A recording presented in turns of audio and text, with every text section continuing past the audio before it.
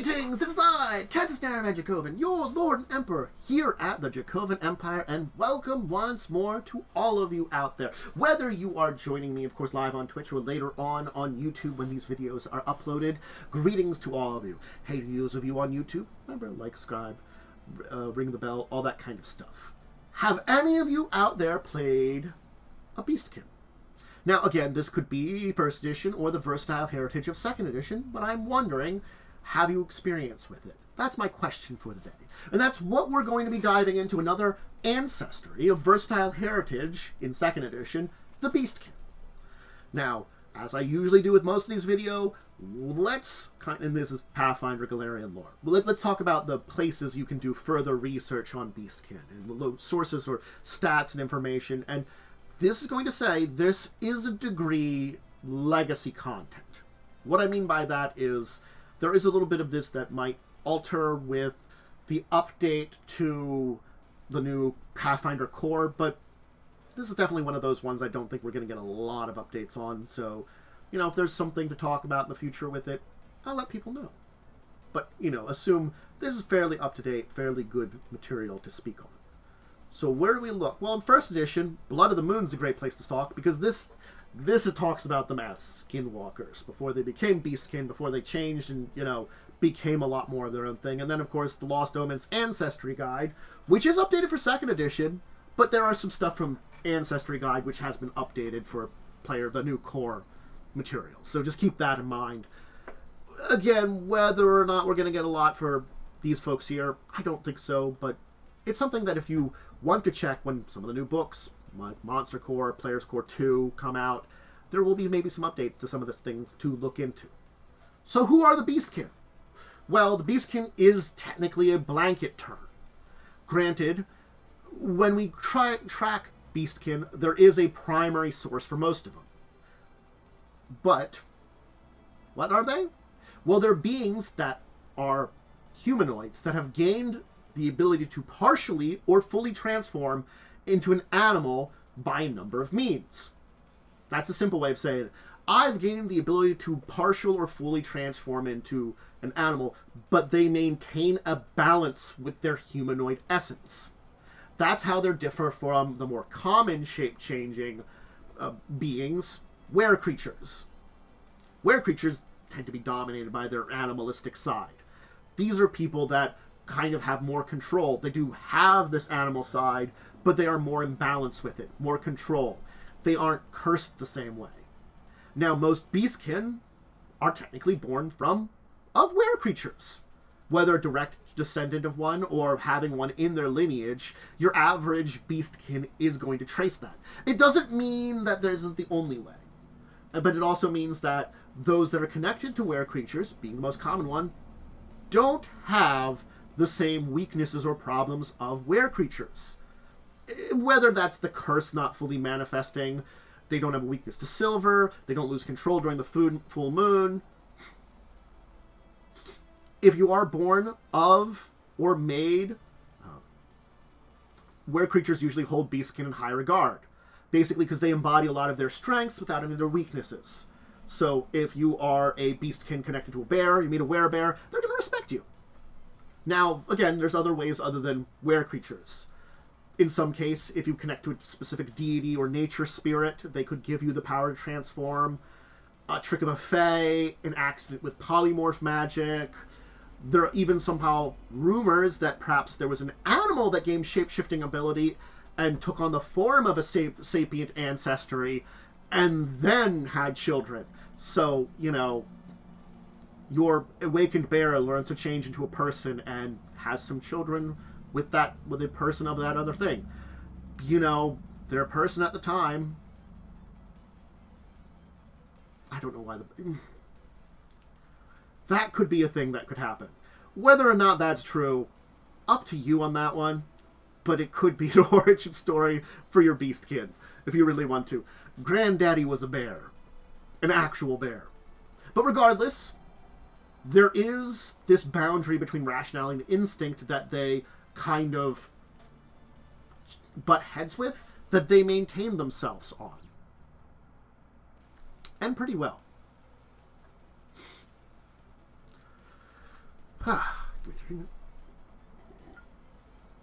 So, now we know who they are. Let's talk about them and how their societies work and how they are on Golarion, too. On the planet. So, typically, a Beastkin will be in their ancestry society.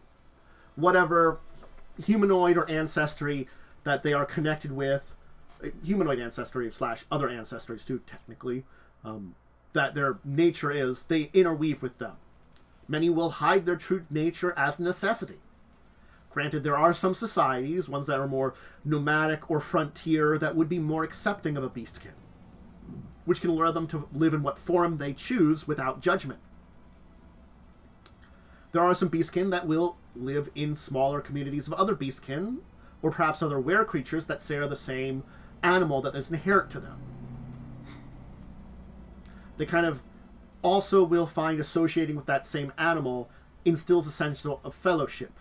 If you are a wolf Beastkin, you might like being around wolves. So communities like these that are formed will usually reside near environments that match the habitats of interest of these inherent animals. And there are still some that will live on the fringes of society, away from people altogether, or live on their own. Now, there is definitely a misunderstanding with them. They're very much so similar to were creatures, and because of that, they tend to be lumped in with them. They don't have the curse of the moon frenzy, they don't lose their sense of stealth. It's just some general bits of appearance that might separate them from were creatures. Just might.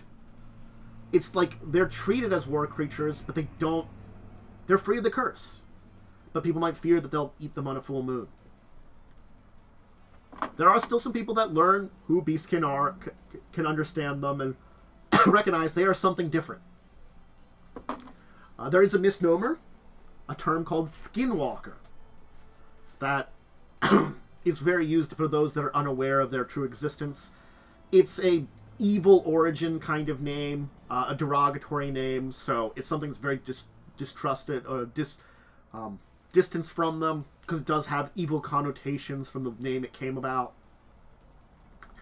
And there are countless diversity in Beastkin throughout Golarion, so it's kind of homogenizing them as a group too.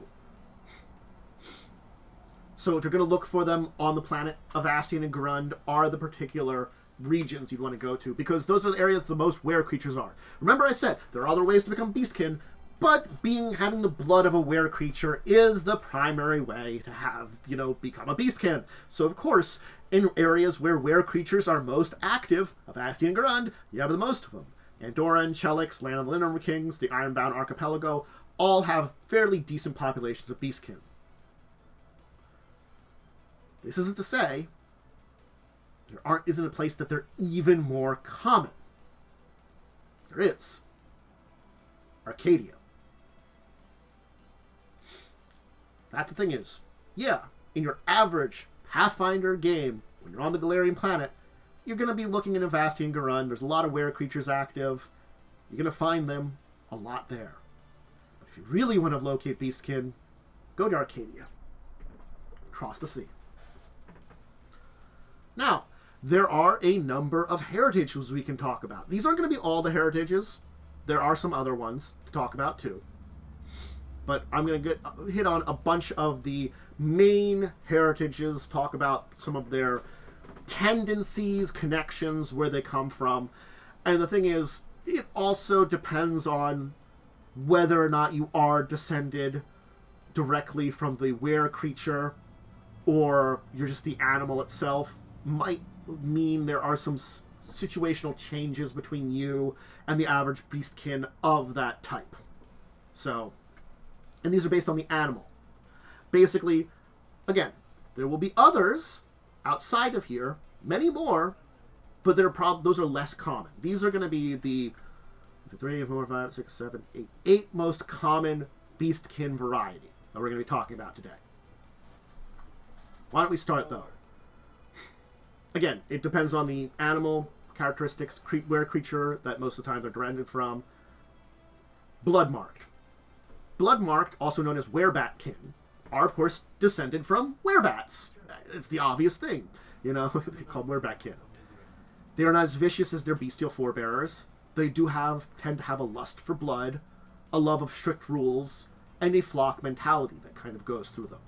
So it's sort of like, again, werebats, like blood, very vampire bat. So, of course, you've got a little bit of that in you, and some of that order that's instilled into the general werebat passes down. A general blood-marked batkin might be different. You might not necessarily blood-marked if you're not werebatkin. You might just be batkin. Kind of think about these are mostly the werekin we're going to kind of talk about. The Coldborn. They are descendants of werebears. The Coldborn, werebearkin. They are the defenders of Golarion's wild places, especially in Northern Bastion and TNZ. The Fang Lords are were-tigerkin. They can be sometimes called. They're more commonly encountered in Vudra, TNZ, Jalamaray, and the Mwangi Expanse. They are convinced of their own greatness, and they are known for some unpredictable behavior and fickle attitudes. The Nightskulk trace their lineage back to were-rats, and they rely on stealth subterfuge to make their way in the world. The Rage breed are connected to wereboars, the wereboarkin. They have the fierce temperaments, stubbornness, and fiery emotions that tend to be within wereboars. Scalehearts are the progeny of were-crocodiles, mostly found in the Shackles, Osirian, Thuvia. They often often display a steely, calm attitude, but are known for their patience and ruthlessness. The Sea Scarred are descendants of weresharks, the weresharkkin. They see themselves as nobility amongst the other beastkins. Their methods are usually very blunt, and they prefer a simple hunting and eating lifestyle. And of course there's the witch wolves, the werewolfkin, which are the most common race of beastkin. Turns out when werewolf are the most common of the lycanthropes, yes, witch wolves tend to be the most common of the beastkin then. They're found throughout the Inner Sea region and beyond. They live amongst themselves in small semi-nomadic communities and make their living as entertainers, mystics, or adventurers. And again, this is not the only beastkin. And you can get beastkin who are connected to these animals that aren't technically part of these groups, but kind of are similar to them. You could get a bat beastkin who was created through one of the unusual other means. But again, like when we're talking about the majority are descended from lycanthropes, and these are the, common lycanthrope types you find, the were creature find, yeah, it's gonna be this way. Though there are, again, other animals and beasts that have been seen in beastkin, dinosaurs, wasps, eagles, spiders, many more. So it isn't uncommon that you can find some very unusual beastkin that are beyond those of connected to the werebeasts. But again, it becomes less common. I've really kind of pinned down on you the common groups that you can kind of find out there. And it means if you're making a beastkin character, you can be really whatever the hell you want. You can be rare if you want. You could be descended from some kind of fey trick, from some kind of polymorph accident, from some kind of divine influence, or from some unusual were creature. You're a were T-Rex. I don't think those can exist, but what I'm saying. Were dinosaur. Those theoretically can exist in some things. That's a different story. Anyway, we'll leave it here for Beastkin. So yes, that's the Beastkin. They're an interesting versatile heritage and a really cool aspect of things. Certainly they have this connection to nature, but they evolve beyond just pure instincts or pure humanity to become something in the middle. They understand those instincts of the animal, but they can balance out with their humanoid side, whatever it be. And it's so much interesting comparing it to something like lycanthropes, who don't really have that control, per se. They unfortunately just are oftentimes monsters. Were creatures are a dangerous thing. They can be deadly, murderous, and many of them are very cruel. These were creatures, though, aren't necessarily all bad. And plenty of them will have children. Afflicted become true in that way. But not all their children are true were creatures. Of those of the afflicted, some are Beastkin. And that Beastkin bloodline can go for generations and generations. That connections to animals become something new. Something not cursed. Something better than their ancestors. That's why they're respected by were creatures. Because they are respected by their ancestors. They are seen in this positive light as the best of them. And maybe that's why they try to be the best of them. Yes, Beastkin can unfortunately be lumped in with were creatures and suffer a lot of the anger, prejudice, and hatreds towards those beings who... It's not all of them, but there's enough bad ones that actually are out there that live into and dive into the beast, unfortunately. And it means they just give bad examples. Plenty of actual stories of were creatures doing terrible things has made it difficult for Beastkin. They do their best, though. And they can find places, whether amongst themselves, animals, maybe some of the were creatures they're connected to. They can find a place. And they're good at it. So, they will find their little bit of happiness somewhere, almost you could say. With their interesting abilities and abilities to, well, be just a little part of nature itself. A little bit more than your average ancestry. Much more directly connected with it. And the beasts of the world. That'll be it for today. If you want to see more tabletop lore stuff in particular, every Tuesdays, Thursdays, Fridays, Saturdays is a backup day if I miss a day. You can check those out live on Twitch and then up on YouTube later on. Crimson Queen, Wednesdays, 9 p.m. That's my live show of a Pathfinder First Edition game. Very good. Recommend you check it out.